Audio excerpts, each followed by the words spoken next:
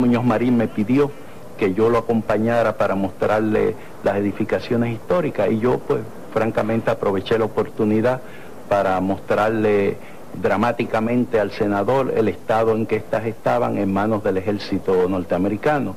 No nos permitieron la entrada a Casablanca porque era una residencia del general norteamericano, no nos permitieron la entrada al convento de Santo Domingo porque era el cuartel militar de los norteamericanos aquí, y todo porque claro ignoraban, los soldados que había en las entradas no sabían que era el senador Fulbright. Y finalmente cuando fuimos al campo del Morro, que lo usaba el ejército norteamericano como un campo de golfo, pues una bola de golf por poco le da a la señora de Fulbright, y ahí el senador pues me prometió que cuando él regresara a Washington él iba a acabar con ese abuso de usar monumentos históricos para usos que ya no tenían ningún valor militar. Y así unos meses más tarde el ejército de los Estados Unidos anunció que se retiraba de estas edificaciones históricas y yo dirigí entonces el instituto.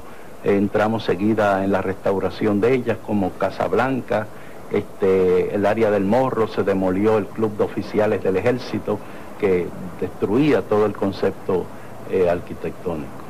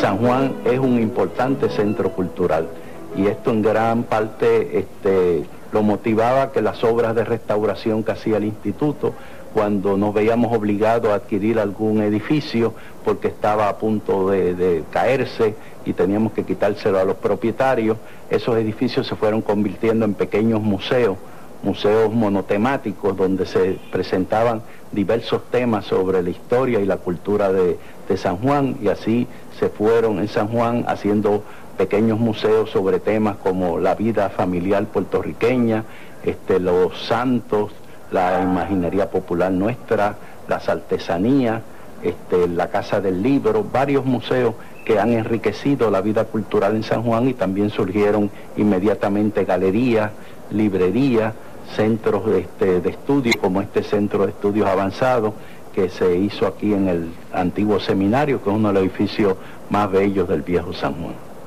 Hacia mediados del siglo, las artes plásticas florecen en la ciudad antigua. La Galería Campeche, dirigida por el pintor Domingo García, es lugar de tertulia y formación para muchos artistas. Se establece la Galería Colibrí, dedicada exclusivamente a la promoción de la gráfica puertorriqueña. Junto al desarrollo de la División de Educación de la Comunidad y el Taller de Gráfica del Instituto de Cultura Puertorriqueña, el aprecio de las artes plásticas se transforma en hervidero de galerías. San Juan se convierte en preferido lugar de residencia de artistas y escritores. Esto se convirtió pronto, Educación de la Comunidad, en un gran taller donde interveníamos gente de literatura, cine, baile, música, había de todo, ¿no? Entonces tratamos de destacar la cultura puertorriqueña a través de las obras de los artesanos, a través de libros que publicamos, educativos, y así por el estilo. Siempre estuvo ahí lo que se llamaba el Balseda, que era el centro de reunión de todos nosotros los artistas. Era la peña de nosotros, que ahí estaba René, Emilio de Valcárcel, Pedro Juan Soto, todos los de cine, los pintores, todos nos reuníamos ahí a conversar y a hablar. el hombre que trabaja el lunes aparece una serie de individuos de la calle, tipos curiosos, ¿no?, que se van al Barceda y allí pues cada uno hace lo suyo, pide o bebe o come o lo que sea. Pero eran tipos muy curiosos, de gran colorido, ¿no? Y esa novela es la primera que hice que trata sobre San Juan. Se desarrolla en los muelles del viejo San Juan, supuestamente. Pero buena parte de los personajes son del Barceda, de los que iban al Barceda. Y después vino el Patio Sam. Y ahí Amílcar Tirado y Chuck New fueron los que influenciaron mucho en ¿cómo se dice? En don Heriberto, el dueño del Patio Sam.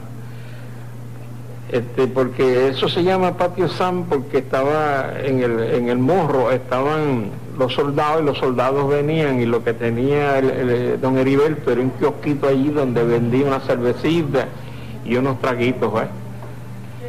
Y ellos empezaron a llamarla a él Sam, los soldados, se quedó así. La Botella, con sus conciertos de jazz, el Patio de Sam, con su cultura etílica norteamericana y puertorriqueña, añoran una ciudad cosmopolita. La ciudad proletaria da paso a ese ámbito de refinamiento y diversión que es el San Juan de hoy. En el primer momento, pues, esta declaración de San Juan como zona histórica se interpreta por parte de la ciudadanía como que se va a momificar, como que se va a fosilizar la ciudad, y hay una tendencia a contrariedad por parte de los propietarios. Sin embargo, al pasar el tiempo, pues va ocurriendo el movimiento inverso, en el sentido de que las personas que se habían ido de San Juan propenden a regresar a San Juan, empiezan a adquirir las propiedades, a restaurar las propiedades, y llega luego el momento en que San Juan cobra un poco el carácter aquel que llegó a tener en los comienzos del siglo XIX, ¿verdad?, de una ciudad verdaderamente señorial.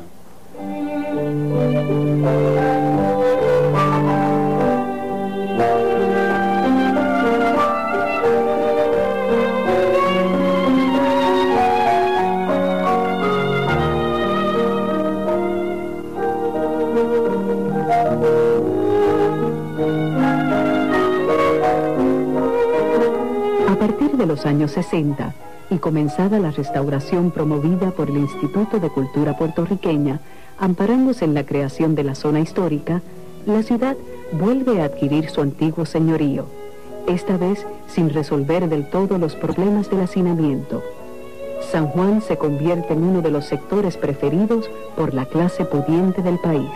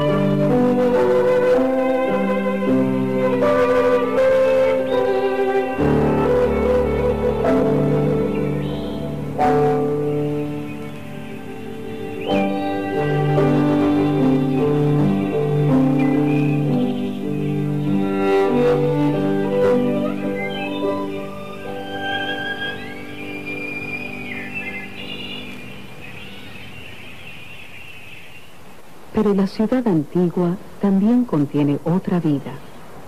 Ha sido testigo de nuestras aspiraciones espirituales, de la vida cultural de un pueblo que entre imperios ha definido y conservado su identidad.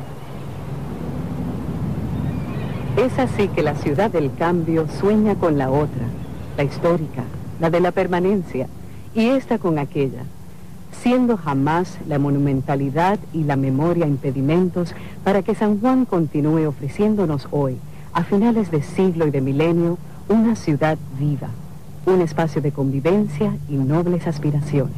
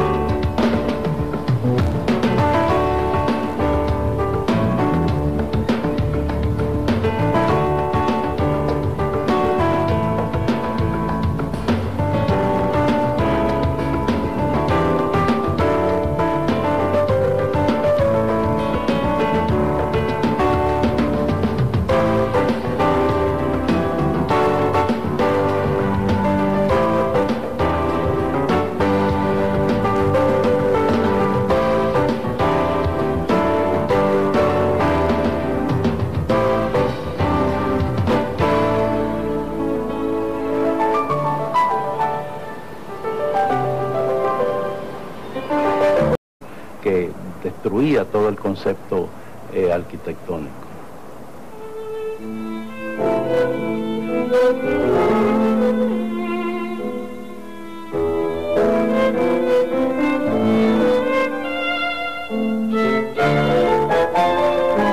El morro, que lo usaba el ejército norteamericano como un campo de golfo, pues una bola de golf por poco le da a la señora de Fulbright, y ahí el senador pues me prometió que cuando él regresara a Washington él iba a acabar con ese abuso de usar monumentos históricos para usos que ya no tenían ningún valor militar.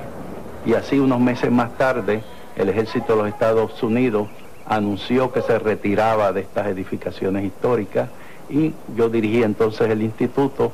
Entramos seguida en la restauración de ellas, como Casablanca, el área del Morro, se demolió el club de oficiales del ejército del general norteamericano, no nos permitieron la entrada al convento de Santo Domingo porque era el cuartel militar de los norteamericanos aquí, y todo porque claro, ignoraban, los soldados que había en las entradas no sabían que era el senador Fulbright. Y finalmente cuando fuimos al campo de Muñoz Marín me pidió que yo lo acompañara para mostrarle las edificaciones históricas, y yo pues francamente aproveché la oportunidad para mostrarle dramáticamente al senador el estado en que estas estaban en manos del ejército norteamericano. No nos permitieron la entrada a Casablanca porque era una residencia